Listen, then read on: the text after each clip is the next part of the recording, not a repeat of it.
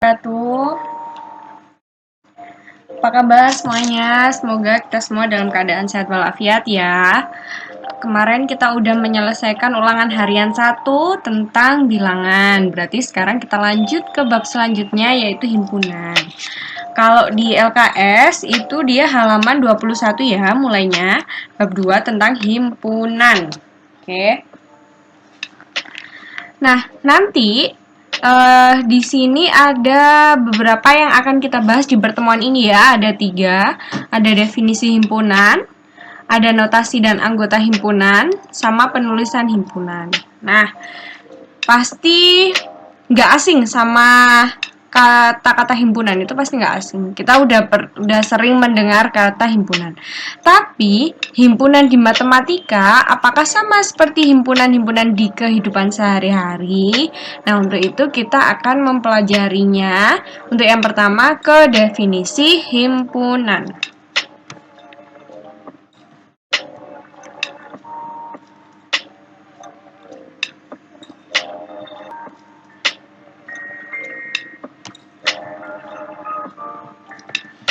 Oke, di sini himpunan adalah kumpulan dari benda-benda yang dapat dibedakan atau didefinisikan dengan jelas. Harus jelas. Maksudnya jelas itu apa?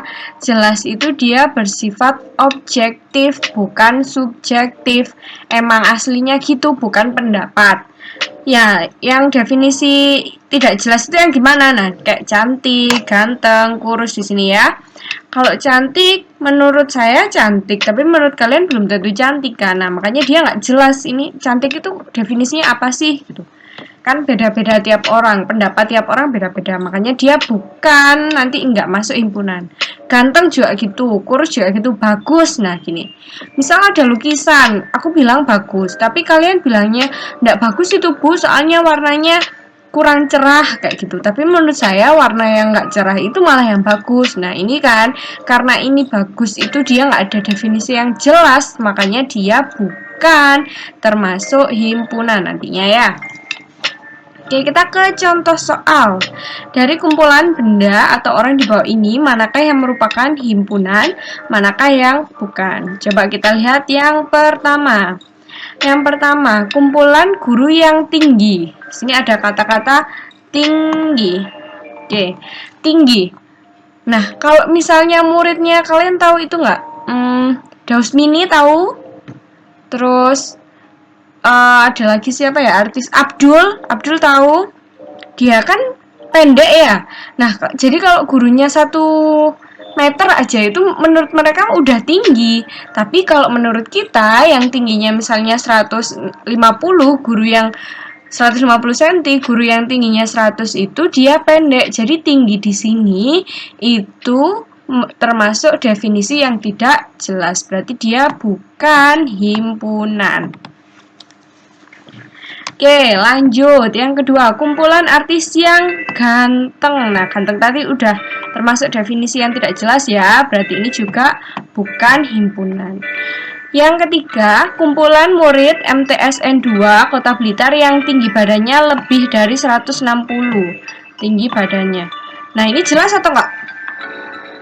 Jelas kan dia 161, 162 muridnya dikumpulin. Nah, ini berarti dia termasuk ke himpunan. Oke, yang selanjutnya kumpulan warna lampu lalu lintas. Lampu lalu lintas ini warnanya apa? Jelas nggak? Jelas, ada warna merah, kuning, sama hijau. Berarti dia termasuk ke himpunan. Kumpulan murid MTSN 2 Kota Blitar yang berat badannya kurang dari 65 kg. Wes ini jelas himpunan. Kenapa nanti jadi murid yang beratnya 64, 50 itu dikumpulkan jadi satu, dia jadi himpunan. Kalau ini hewan berbulu halus. Nah, ini juga termasuk ke bukan himpunan. Kenapa? Karena dia termasuk definisi yang tidak jelas. Halus di sini itu artinya apa? Halus menurutku belum tentu halus menurut kalian. Ini juga lucu. Lucu juga belum tentu kan? Berarti bukan. kumpulan bunga yang harum. Nah, saya bisa bilang bunga Rafflesia arnoldi itu harum, tapi kalian bilangnya enggak Bu, itu baunya bau busuk. Bisa jadi kan? Nah, berarti dia juga tidak atau bukan merupakan himpunan. Oke, dari sini paham ya?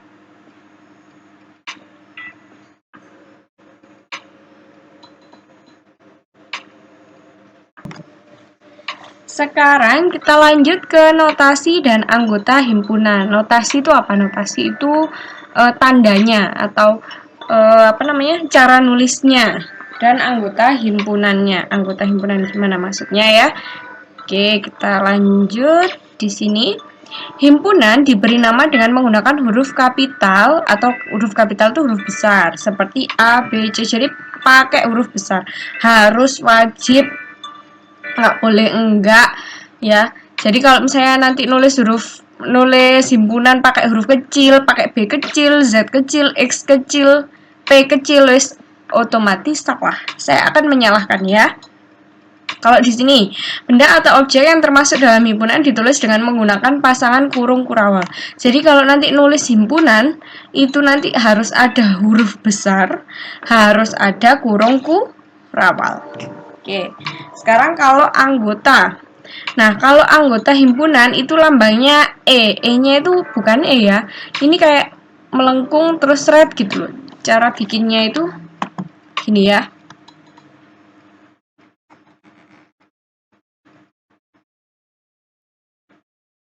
Sorry ya. Cara bikinnya itu dia kayak bikin C terus baru digaris red gitu ya.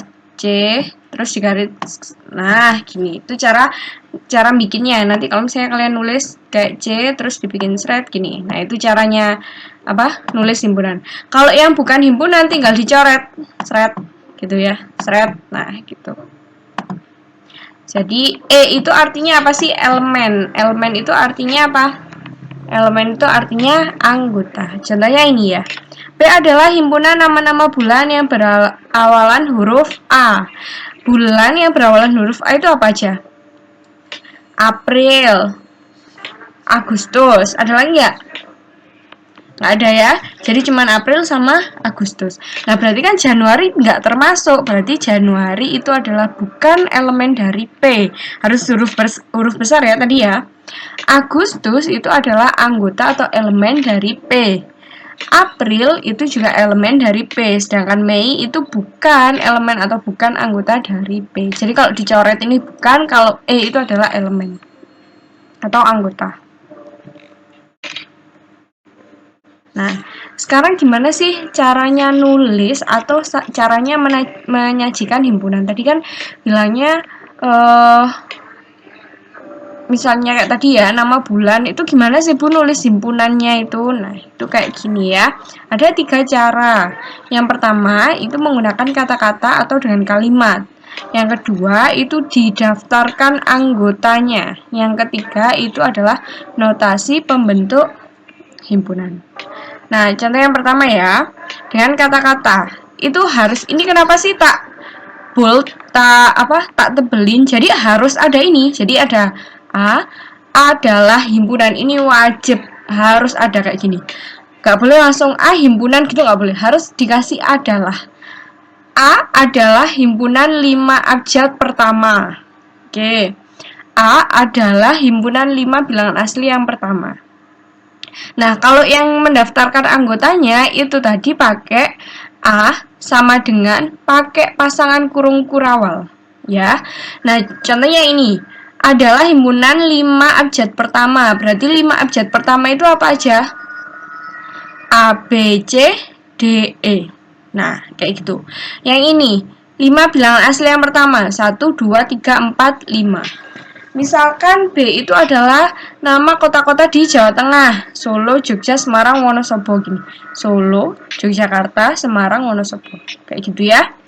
Nah, kalau yang di nomor 3, notasi pembentuk himpunan itu harus ada ini. A sama dengan, terus ini huruf kecil. Kalau di LKS itu pakai X sama aja. Jadi mau huruf A, B, C, D, terserah ya. X boleh. Huruf kecil terus ada garis. Nah, nanti ditutup juga pakai tutup kurung. Jadi yang di sini itu apa yang dimau, yang di sebelah sini itu keterangannya. Jadi ini kan A kurang, di sini kan A kurang dari 6, A anggota bilangan asli. Berarti bilangan asli yang kurang dari 6 berapa aja? 1, 2, 3, 4, 5. Nah, kayak ini. Ini kalau dituliskan dalam notasi pembentuk himpunan itu jadinya ini.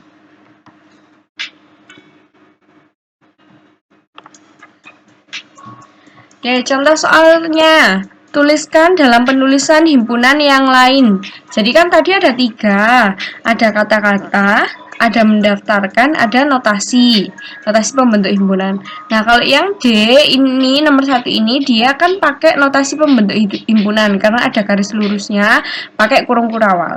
Berarti kita harus membuat 2, 1 kata-kata, 1 mendaftar anggotanya. Coba ya. Ini X kurang dari sama dengan 10, X faktor dari 12. Faktor dari 12 itu berapa aja sih? 12 itu kan bisa 1 dikali 12, ya kan? Terus berapa? 2 dikali 6. Terus 3 dikali 4. Udah ya, kalau 6 dikali 2 kan sama. Nah, tapi di sini apa? X-nya harus kurang dari sama dengan 10. Berarti 12 nggak ikut. Nah, gini. Berarti kalau dia didaftarkan, nulisnya kayak gini. D sama dengan 1, 2, 3, 4, 6. Kalau dibuat kata-kata, tinggal gini kan. D adalah himpunan faktor dari 12 yang kurang dari 10. Atau gini, D adalah himpunan bilangan kurang dari sama dengan 10 yang merupakan faktor dari 12. Terserah, sama aja ya. Oke, cukup ya. Nggak ada yang sudah paham semua ya. Kalau bingung, kalian boleh tanya di grup WA ya. Jadi jangan malu-malu, jangan komen di bawah. Kalau komen di bawah ini sering nggak kebaca, jadi langsung aja tanya di grup. Bu, saya yang bagian ini masih belum paham, boleh ditanyakan ya. Oke, sekian, terima kasih. Silakan dikerjakan latihan soalnya. Sekali lagi ya, harus dikerjakan. Nanti kalau nggak ngerjakan sekarang, masih ngerjakannya nanti akhirnya tugasnya numpuk-numpuk kayak yang kemarin. Tugasnya numpuk, terus belum ulangan hariannya, gitu ya.